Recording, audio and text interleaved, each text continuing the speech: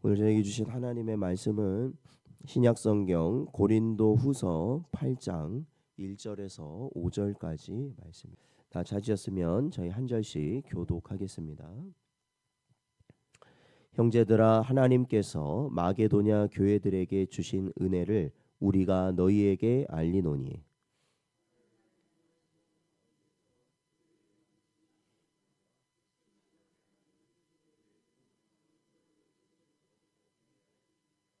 내가 증언하노니 그들이 힘대로 할 뿐 아니라 힘에 지나도록 자원하여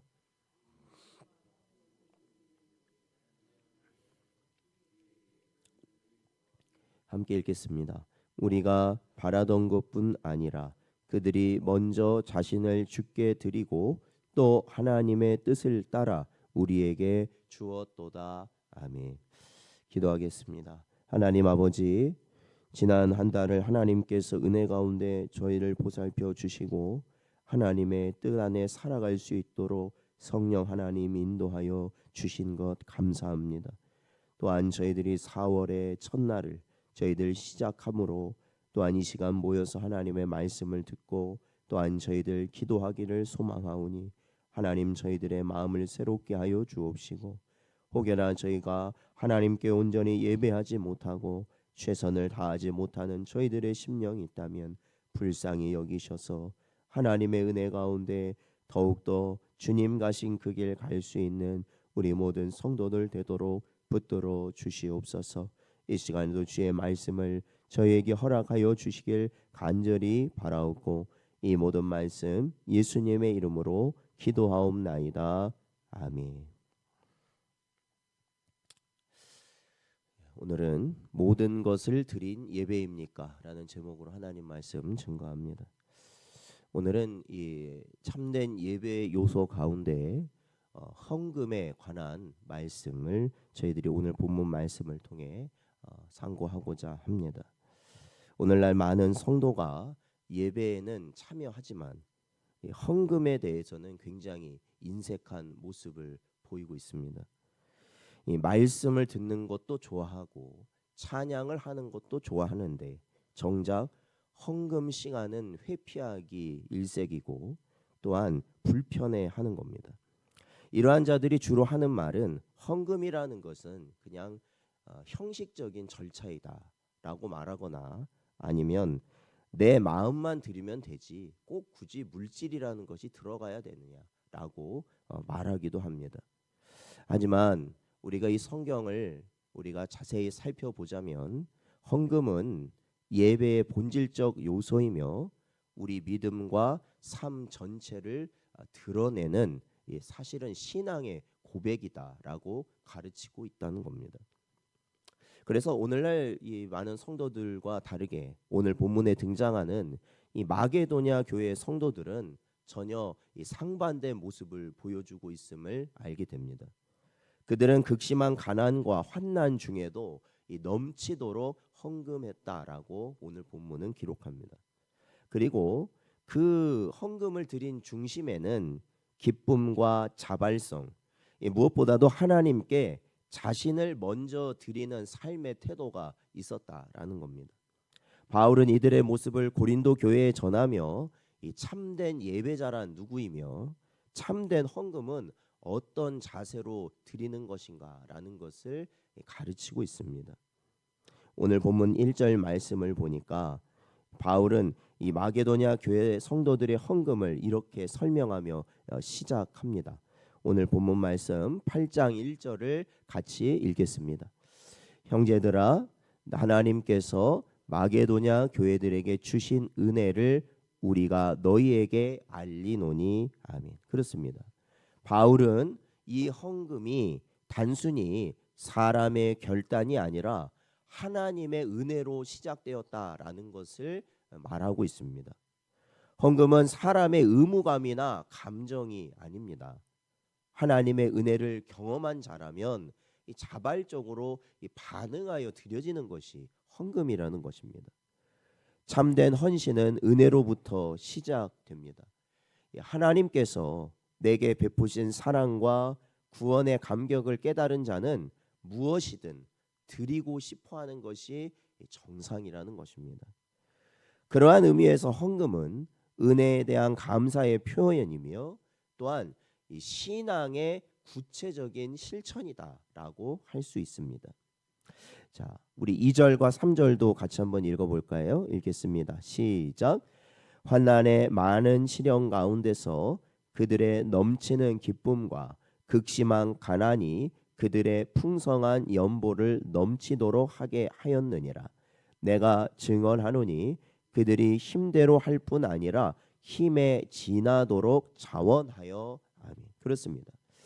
이 마게도냐 교회는 오늘 2절 3절 말씀을 보면 어떠한 상황에 있는 교회였냐면 이 고난과 가난이라는 이중고 속에 있었던 교회임을 알 수 있습니다.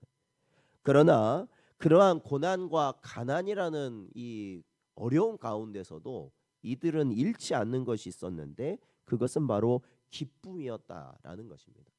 바로 그 기쁨이 그들 안에 넘쳤기 때문에 그들은 오늘 본문처럼 풍성한 연보, 즉 헌금을 하나님께 드릴 수 있었다라는 겁니다. 사실 이것은 인간적으로는 불가능한 것이죠.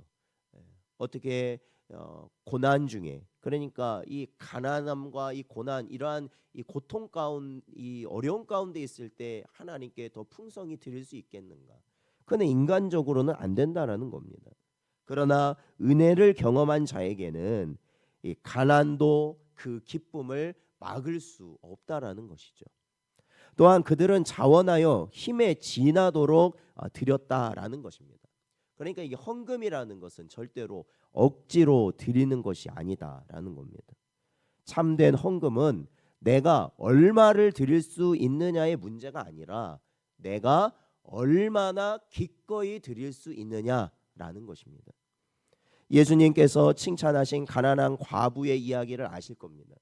그 여인은 그때 당시에 어떻게 보면은 오늘날로 말하면 그냥 몇천 원 안 되는 돈이었습니다. 2렙돈을 성전에 있는 헌금함에 드렸을 때 예수님께서는 그를 칭찬하셨거든요. 예수님께서는 그녀가 자신의 생활비 전부를 드렸다라고 말씀하신 것이죠. 그러니까 드린 액수는 하찮을지 모릅니다. 세상적으로 보기엔.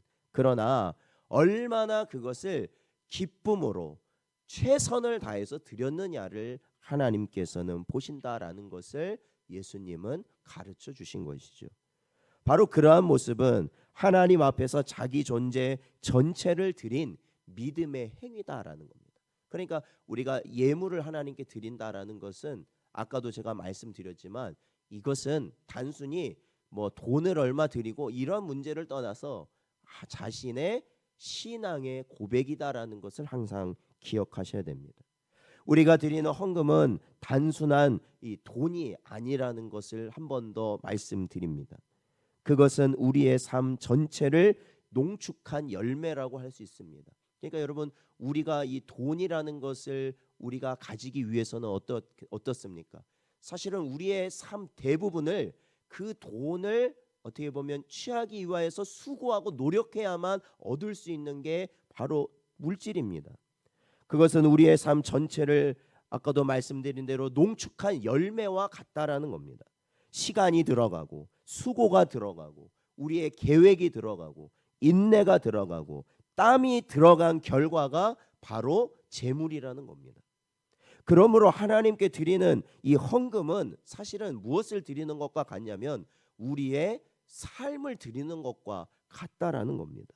곧 예배자의 중심을 드리는 것이죠. 하지만 여기서 중요한 점이 있습니다.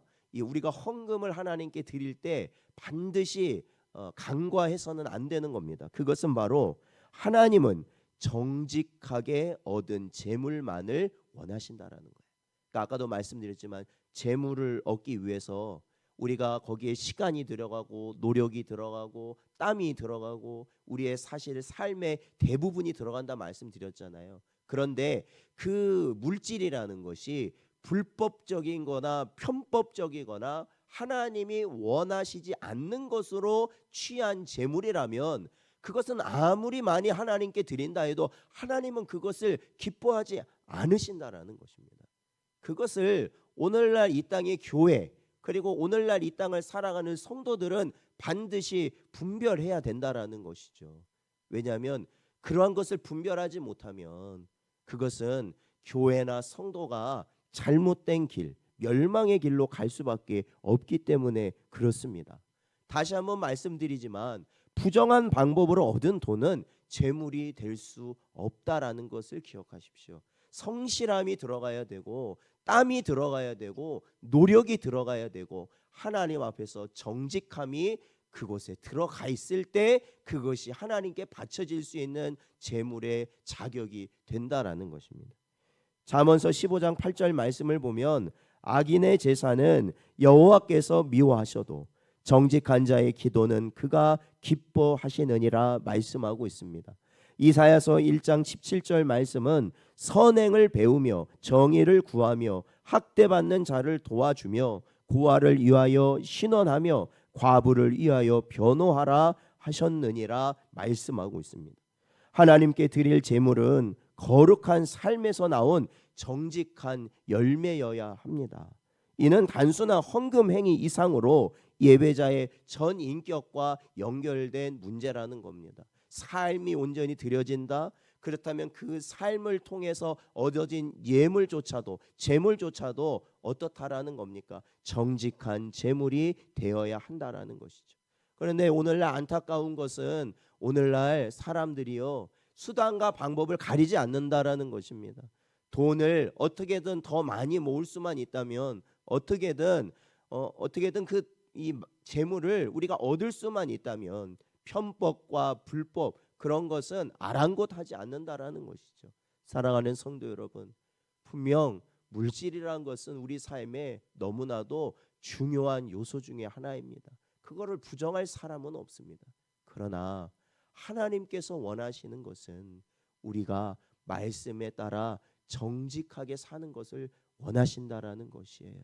그러니 여러분 어떠한 미혹에 빠지지 마십시오. 이렇게 하면 돈을 많이 번다. 이렇게 하면 부를 빨리 획득할 수 있다. 그러한 미혹에 빠지지 마시고 오직 하나님이 원하시는 정직의 길을 갈 수 있는 여러분 되시기를 축원드립니다.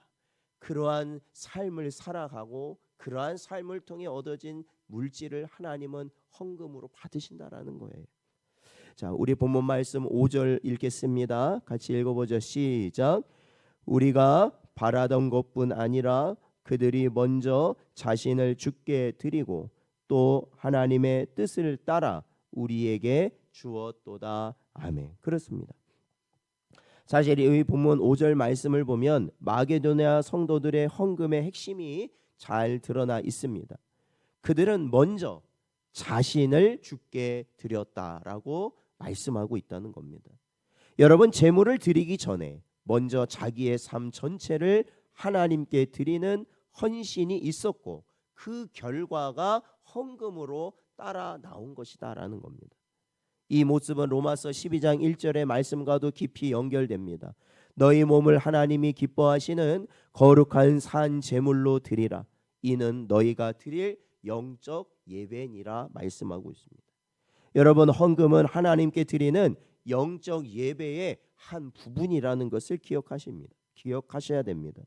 마게도냐 교회는 재정적으로 부유하지 않았지만 그들의 예배는 무엇보다도 풍성했다라는 겁니다. 왜냐하면 그것은 단지 물질이 많아서가 아니에요. 그냥 교회가 재정적으로 풍족해서가 아니라 그들은 자신을 온전히 드리는 삶을 살았기 때문에 그렇다는 겁니다. 사랑하는 성도 여러분, 그렇다면 우리는 지금 어떤 예배를 드리고 있느냐라는 것을 생각해 봐야 됩니다. 마게도냐 교회는 가진 것이 없었지만 하나님께 모든 것을 드리는 예배자들이었습니다.